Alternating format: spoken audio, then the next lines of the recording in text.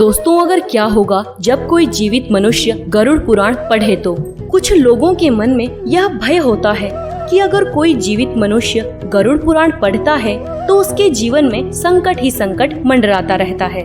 लेकिन दोस्तों, यह बिल्कुल भी सत्य नहीं है। गरुड़ पुराण के इष्ट देव भगवान श्री हरि विष्णु हैं और गरुड़ पुराण में जन्म से लेकर मृत्यु तक सारी जानकारियाँ मिलती हैं। दोस्तों, आज मैं आपको गरुड़ पुराण के रहस्य के बारे में बताऊंगी, जिसे जानकर आपके मन से गरुड़ पुराण के लिए भय दूर हो जाएगा। दोस्तों, गरुड़ पुराण सनातन धर्म में 18 महाग्रंथों में से एक ग्रंथ माना गया है, जिसमें 18,000 श्लोक व 271 अध्याय हैं। गरुड़ पुराण में ज्ञान, विज्ञान, नीति, नियम और धर्म की बातें लिखी गई हैं।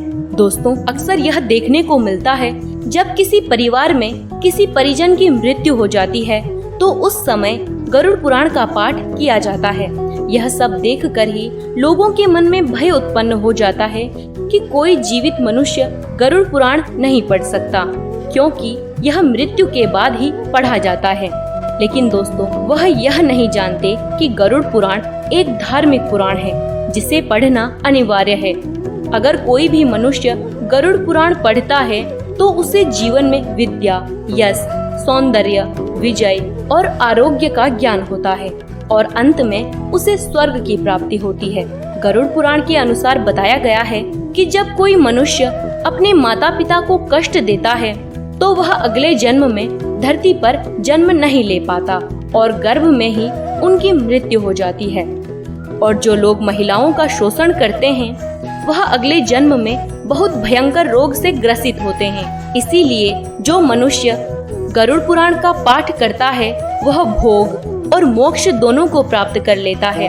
अगर कोई कुंवारी कन्या गरुड़ पुराण पढ़ती है तो उसे मनचाहा वर प्राप्त होता है।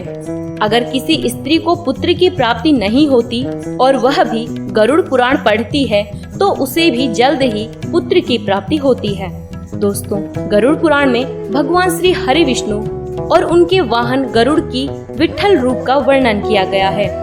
भगवान श्री हरि विष्णु गरुड़ पुराण के इष्ट देवता हैं, इसीलिए यह पुराण सबका कल्याण करने वाला पुराण है। जो भी मनुष्य गरुड़ पुराण का एक श्लोक का पाठ भी कर ले तो उस मनुष्य की अकाल मृत्यु नहीं हो सकती। जो भी मनुष्य गरुड़ पुराण के पाठ को सुनता या करता है वह निष्पाप होकर यमराज की यातनाओं को तोड़कर स्वर्ग को प्राप्त करता है। दोस्तों, जो भी गरुड़ पुराण को लेकर आपके मन में भय है उससे बाहर निकलकर आपको गरुड़ पुराण का पाठ करना या सुनना चाहिए, जिससे आपको ज्ञान और धर्म की प्राप्ति होगी। दोस्तों, आज की यह कथा आपको कैसी लगी हमें कमेंट करके जरूर बताएं और साथ ही साथ हमारे चैनल को सब्सक्राइब करें। हम फिर से लेकर आएंगे आपके लिए ऐसी ही रहस्यमय जानकारी। धन्यवाद।